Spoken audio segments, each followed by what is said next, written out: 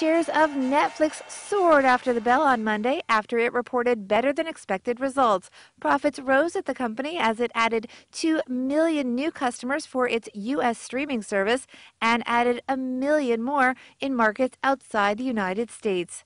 Texas Instruments narrowly beating forecasts. Demand for its chips has improved despite concerns about a troubled global economy. As for the trading day, the New York Stock Exchange had a moment of silence at 2:50 p.m. to honor the victims of the Boston Marathon bombings 1 week later. Coming off their worst week since November, stocks posted gains, with Microsoft boosting the Dow and the Nasdaq. Shares were up after CNBC reported ValueAct Capital had taken a $2 billion stake in the company. Caterpillar posted a profit miss. The heavy equipment maker also lowered its 2013 profit forecast because of a drop in demand from its mining customers. Halliburton shares rose after the company posted higher earnings thanks to improving margins.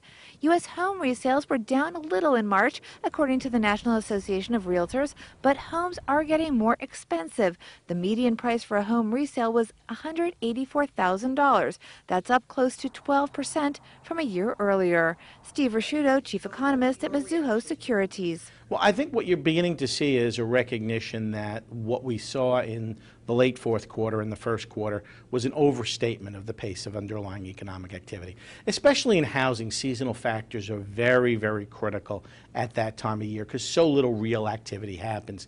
That if you have any little disturbance whatsoever in the historical pattern, you can create seasonal factors that lift the level of economic activity abnormally high. And what we're seeing take place now is a rationalization of those numbers back to where they should be. A new survey of corporate economists from the NABE found businesses are becoming more upbeat in their economic outlook and had higher expectations for hiring.